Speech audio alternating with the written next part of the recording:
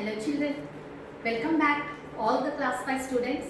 Yes, today in our science class, yesterday we started our lesson. What is the lesson name? Growing plants. So let us have a recap of yesterday's class.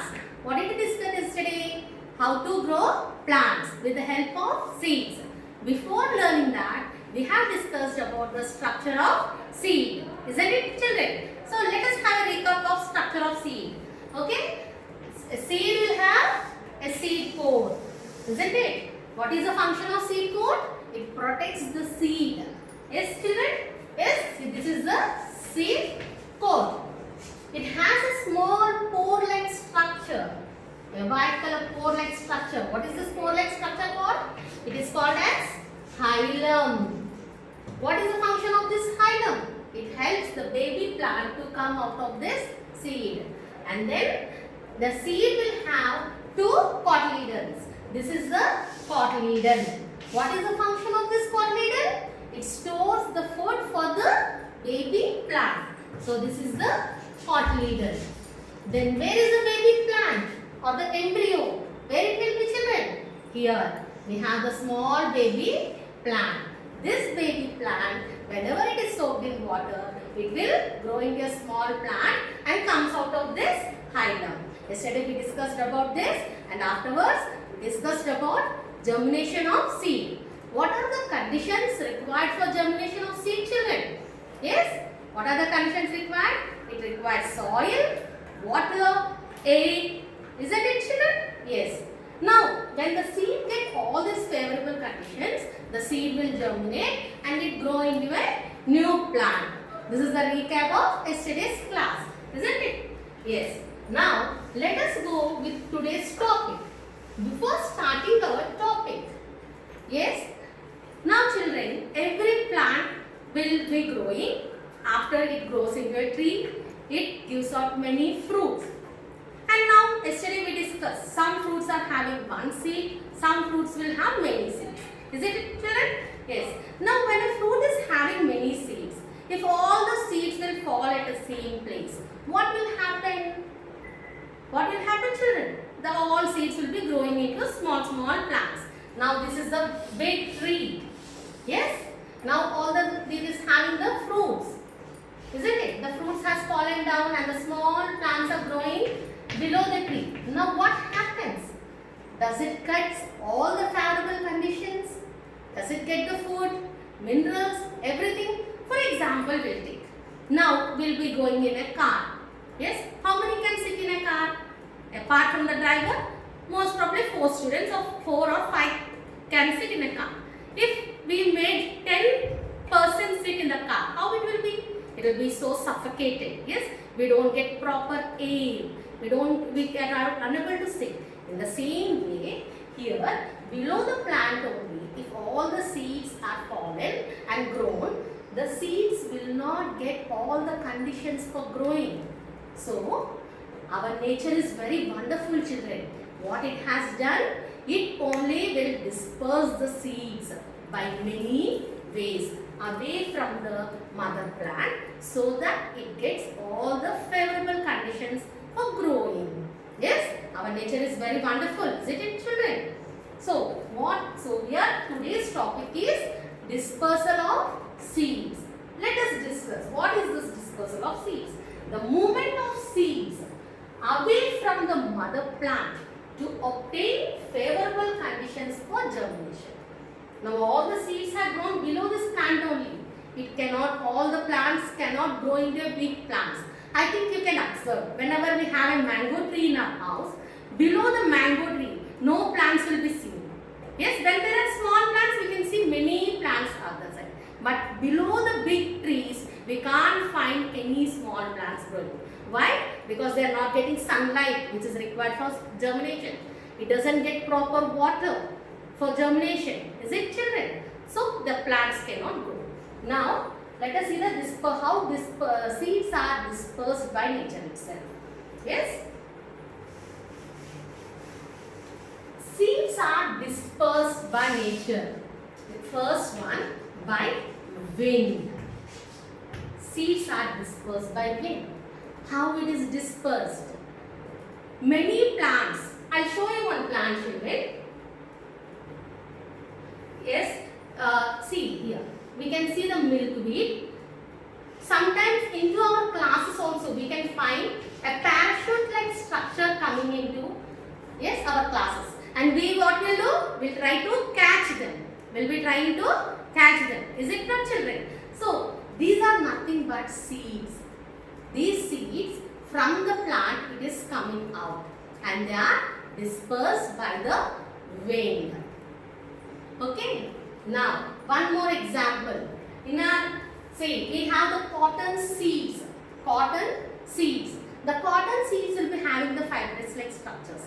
With the help of fibrous-like structures, the seeds will be dispersed away from the mother plant. So what are the examples? First one is milkweed. And the second one is cotton seed. And one more example we'll take, that is dandelion. Dandelion also will be, the fruit will be in this way and it will have some thorn-like structures like this which are very light.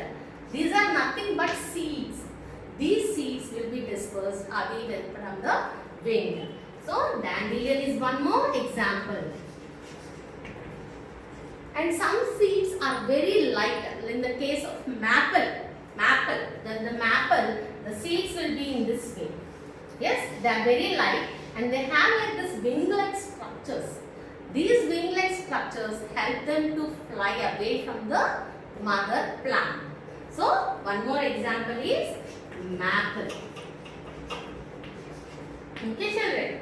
So this is about dispersal of seeds by wind. Is there only when the wind? Then what about the other seeds? We'll see now. Next one is about dispersal by water. Some seeds are dispersed by water also. Children, we all will draw sceneries. Whenever drawing competition is happening or otherwise, when we want to draw a scenery, what we'll do? Generally, we'll be drawing the water.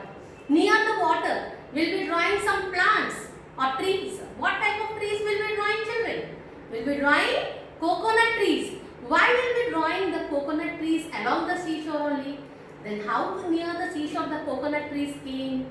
Because we'll discuss now. Why near the seashore coconut trees will be there? Okay. This coconut, children, this coconut is a heavy seed. It is a heavy seed. Inside we have the seed. In that we have the water also, isn't it? This seed is surrounded by a fibrous-like structure. It is surrounded by fibrous-like structure. In between these fibers, we have the air spaces. Because of these air spaces, what happens? It will be floating on the water and it will reach the seashore. It will reach the seashore. When it reaches the seashore, it will, because of this soil, water, it will be growing into a plant and then it will grow into a big tree.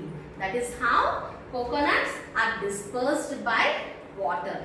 This is the example of dispersal of water. Then, only coconuts are dispersed by water? No. Even lotus seeds are also dispersed by water. This lotus will be grown in the water only. You all know that. This lotus seeds, what they will do? They are little heavier. So what they will do? They will be going to the bottom of the water. Along with the flow of water, this lotus seeds are dispersed away from here. So the example is this lotus. And one more example is water lily.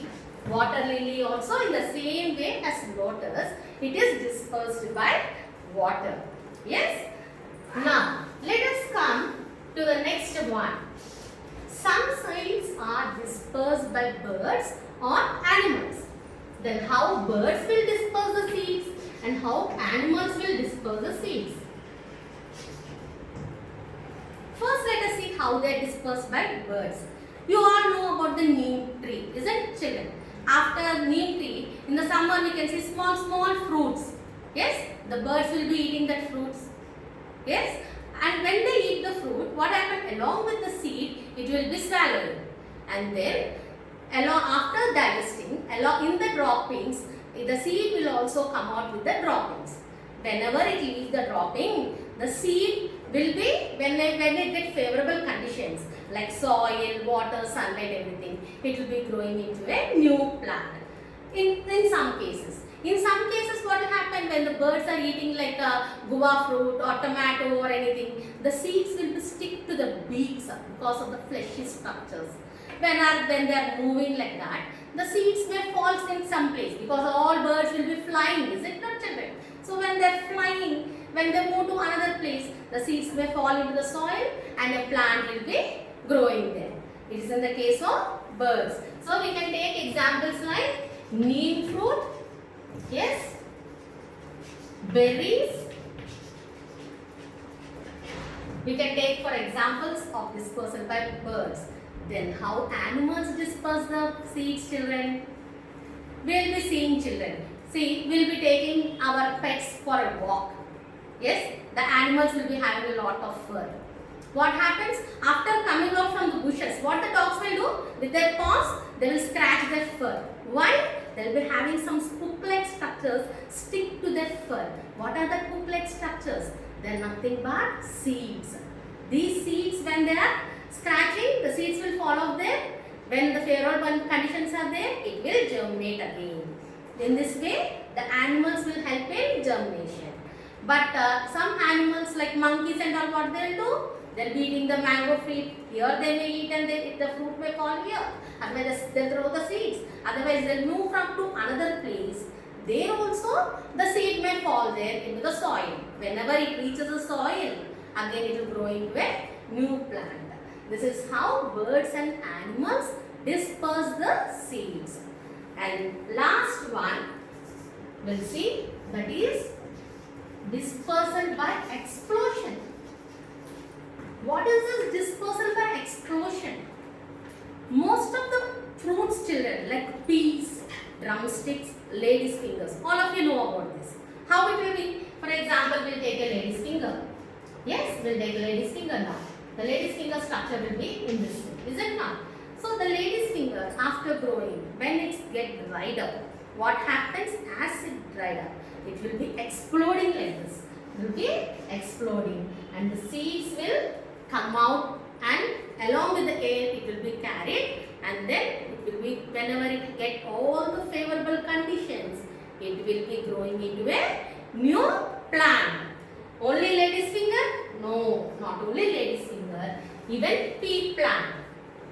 Pea plant also by explosion, lady's finger,